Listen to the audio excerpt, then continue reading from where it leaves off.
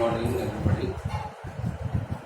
So, what we are going to do today is that we already know about the atomic orbitals. We already know about the electronic configuration. Every part of the atomic structure we know. Now, the final part is left. That is the representation of the atomic orbitals. So, how can we represent the atomic orbitals? Okay. Obviously, the representation of the three different orbitals are there in our syllabus. One is s orbital, one is p orbital, one is d orbital. Okay, we know the shapes of s orbital is spherical, the shape of p orbital is dumbbell, and the shape of d orbital is double dumbbell. Okay, we know this. So accordingly, we are going to write down, or we are going to represent the orbitals. Now there are two different methods by which we can represent it. There are two different methods by which you can represent the orbitals. So we are going to study the representation of atomic orbitals. Two different methods. The first method we call electron cloud method. Electron cloud method, or in some cases you can say it as electron dot method. What is electron cloud method or electron dot method? We represent the place or space where the probability of finding the electron is maximum by the dots, and the maximicity, that means where it is maximum the more dots are there, where it is less possible the probability is less, the less dots are there. For example, just one example I will give. For example, s orbital, 1s orbital. Let us try to draw the 1s orbital, or let us try to represent the 1s orbital with the electron cloud model. As we know that the s orbital is spherical in shape and it does not have any orientation. So whenever we are writing or whenever we are representing any orbital, we must represent with the axis. Okay, that means it has to be the Cartesian coordinates, x-axis, y-axis and z-axis. Okay. Now the representation of the orbital can, by electron dot method and electron cloud method, can be done by this. This is the nucleus. This is the nucleus. The origin is the nucleus. Now surrounding this, the probability of finding the electron is little less. After that, the probability starts and it gets very high of finding out the probability of electron, which we represent by dots simply, which we represent by dots. And the shape of this, the probability is around the sphere. Now as we go away from the nucleus, the probability decreases. The probability decreases, right? The probability decreases. So the density of the dots also decreases. This is how we are representing it. Okay. But again, this is very tough to represent the atomic orbitals by the electron dot model, because it needs a lot of time. It needs really a lot of time. Okay. So the second method is more often, or second method is always, I should say, is used by representing or for representing the orbitals, and that is called surface boundary method. We call it surface boundary method. Surface boundary method. What is surface boundary method? What is surface boundary method? We don't do anything, we just draw the surface of it. Representing the orbitals,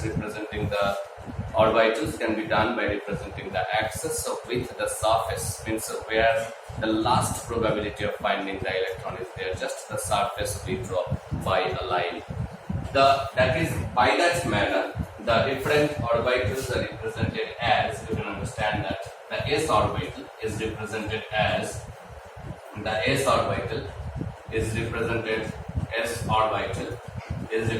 since it is spherical, s orbital is represented like this. Don't forget ever to represent or ever to write down the axis. This is x-axis, y-axis, z-axis, and it is spherical. So s orbital is represented by, in two-dimensional sphere is represented by a circle. So this is s orbital. Okay. The p orbitals. Now these p orbitals, there are three p orbitals depending on the orientation. One is along x-axis, one is along y-axis, one is along z-axis.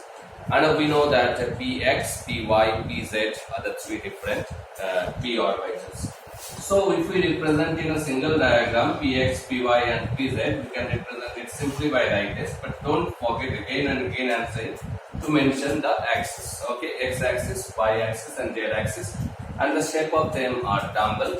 So px is represented by this along x-axis, py is represented by this along y-axis, and a pz is represented by this along z-axis. Okay, the dumbbell along x-axis is called bx-axis, the dumbbell along z-axis is called bz-axis, the dumbbell along y-axis is called by-axis. That's the way of representing, simply that's the way of representing the p orbitals. You can do it separately also. If I only tell you to draw px orbital, you can write only x-axis and draw the px axis. If I only tell you to draw py orbital, you can draw py, and if I say you to draw the pz, you can draw pz orbital. Now comes to the d orbitals. Now d orbitals, there are 5 d orbitals depending on their orientation. Okay, depending on their orientation, there are 5 d orbitals. Obviously, they are all having the same energy. That is, they are degenerated orbitals. But what are these d orbitals? These d orbitals are dxy, dyz, dzx. That is dxz. Sorry. dxy, yz and xz, that is one set of d orbitals, and another set of d orbitals. How they differentiated, that also I will say, dx2, y2 and dz. These are the 5 d orbitals. We tell it dx2, y2, not x square minus y square, and dz. Now these are generally the double dumbbells. Okay, the d orbitals we know are double dumbbells. Again, here we have to represent according to the axis. X, Y, dxy are the two dumbbells in between x-axis and y-axis.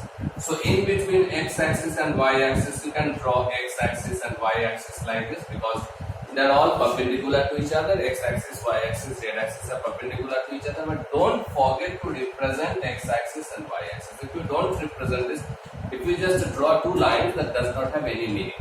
Okay. And that is obviously, what is that dxy? Now the dumbbell is in between the x-axis and y-axis.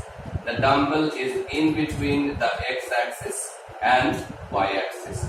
The two dumbbells are there in between the x-axis and y-axis. Okay.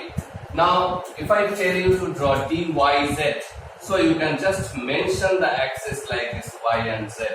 Because you can mention in any way, but you have to mention it. In one diagram, if you want to draw, it will be very clumsy. Okay, so y and z in between y-axis and z-axis, two dumbbells are there, very simple. X, Z, all of you can draw it in between x-axis and z-axis. Okay, just to represent the axis again, I am saying, don't think they are all same. They are all same. They are all oriented in the different directions because I had mentioned the axis. If you don't mention the axis, it does not have any meaning. It's not a drawing. It's a representation. It's a representation of orbital. Clear? So these three I had written in one set because they are present in between the axis. Whereas dx2, y2 are the two dumbbells along x-axis and y-axis. Along x-axis and y-axis. Means one dumbbell is here, one dumbbell is here. This is x-axis, this is y-axis. Must mention the axis. Okay, and dz2 is little bit different. It's not exactly double dumbbell. You can write x or y, anything in this side. You can write z over here.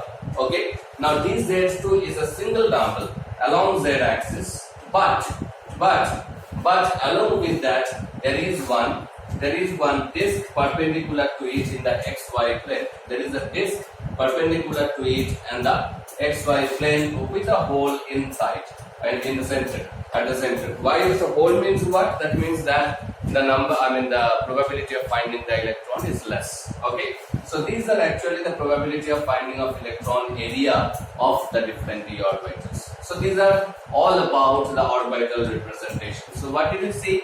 That s orbitals are spherical, they are represented by the circle, simple circle. P orbitals, there are 3 p orbitals, dumbbell shaped, and they are oriented along x-axis, y-axis and z-axis. So px, py and pz. Okay.